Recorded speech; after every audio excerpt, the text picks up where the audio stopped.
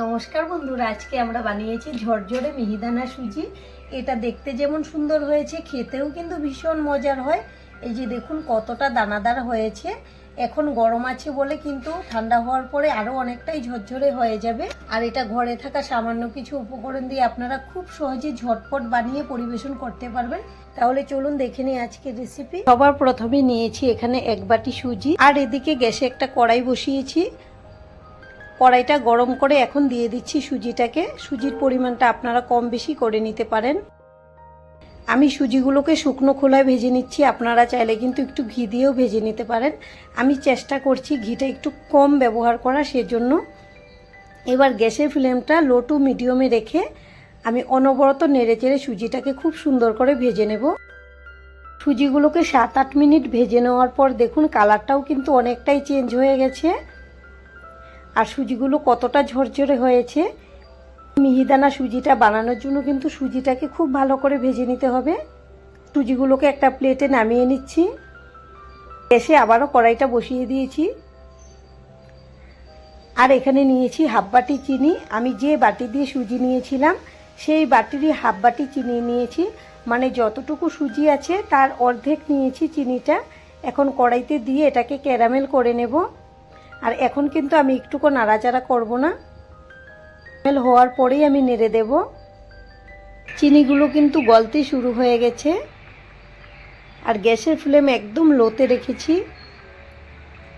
কালারটাও আসতে শুরু হয়ে গেছে। এখন আমি উপরে চিনিগুলোকে একটু ছড়িয়ে দেব। যেহেতু চিনিটা বেশি আছে সেজন্য কিন্তু উপরটা ভালো করে ক্যারামেলটা হচ্ছে না, একটু ছড়িয়ে দিয়েছি। এখন কিন্তু খুব সুন্দর একটা কালার হয়ে গেছে। আমাদের যেরকম দরকার ক্যারামেলের কালারটা ঠিক সেরকম হয়ে গেছে। এর থেকে বেশি আমি কালার করব না, তাহলে কিন্তু তেতো লাগবে। এখন আমি একটু নেড়েচেড়ে দিয়েছি। এখন আমি গ্যাসটাকে অফ করে দিয়েছি, আর দেখুন কত সুন্দর কালারটা হয়েছে। আর এখানে নিয়েছি 1 গ্লাস গরুর দুধ। এই দুধটাকে আমি আগে থেকেই খুব ভালো করে জাল করে ঘন করে রেখেছি। এবার আমি অল্প অল্প করে ক্যারামেলের মধ্যে দুধটা দিয়ে দেব, আর নাড়তে নাড়তে মিশিয়ে নেব। আবারও দুধ দিয়ে দিচ্ছি। এভাবে কিন্তু নাড়তে নাড়তে একদম খুব সুন্দর করে ক্যারামেলটা দুধের সঙ্গে মিশে যাবে। আমি অল্প অল্প করে দুধটা দিয়ে মিশিয়ে নিচ্ছি, আর এটা কিন্তু জাল করার পরে খুব সুন্দর করে মিশে যাবে। এবার আমি সবটুকু দুধ দিয়ে দেব। এখন আবারও গ্যাসটাকে অন করে খুব ভালো করে জাল করে নেব। এবার দেখুন দুধের কালারটা কত সুন্দর হয়েছে, আর খুব সুন্দর করে কিন্তু ক্যারামেল মিশে গেছে দুধের সঙ্গে জাল করে নেওয়ার পর। দুধটাকে নামিয়ে গ্যাসে আবারও কড়াইটা বসিয়ে দিয়েছি। কড়াইটা গরম করে নিয়েছি। এখন দিয়ে দেব ঘি। আপনারা চাইলে ঘিয়ের সঙ্গে অল্প সাদা তেল মিশিয়েও করে নিতে পারেন, বা আমার মতো ঘি দিয়েও করতে পারেন। এখানে আমি 3 চামচের মতো হবে ঘিটা দিয়েছি। আর এখানে নিয়েছি কাজু বাদাম। প্রথমে কাজু বাদামগুলোকে ভেজে নেব। আপনারা চাইলে এখানে আমন্ড বাদামও দিতে পারেন। কাজুগুলো কিন্তু ভাজা হয়ে গেছে, কালারটা চেঞ্জ হয়ে গেছে। এখন দিয়ে দিলাম কিশমিশ। কিশমিশগুলোকে ভেজে নেব। কিশমিশ ভাজতে তো বেশি সময় লাগে না, সেজন্য আমি একটু পরে দিয়েছি। কিশমিশগুলো কিন্তু খুব সুন্দর করে ফুলে গেছে ভাজা হওয়ার পরে। এখন আমি তুলে নেব। এবার দিয়ে দিচ্ছি এলাচ। এখানে আমি 4টা এলাচ থেতো করে দিয়ে দিচ্ছি, মানে হাত দিয়ে একটু চিড়ে দিয়ে দিলাম।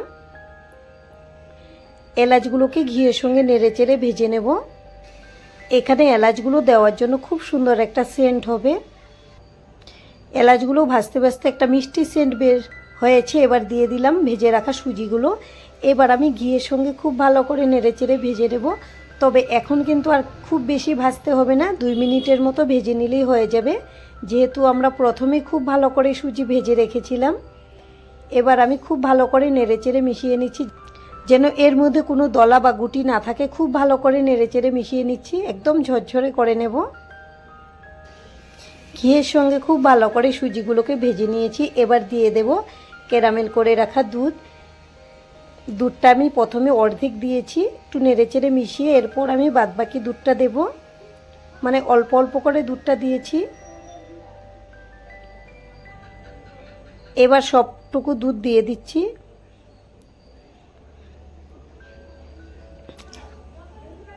আমি 1 বাটি সুজি নিয়েছি, তার সঙ্গে কিন্তু দুধ নিয়েছি 1.5 বাটি। আমি বাটি মেপেই দুধটা নিয়েছিলাম, পরে আমি গ্লাসে রেখেছি।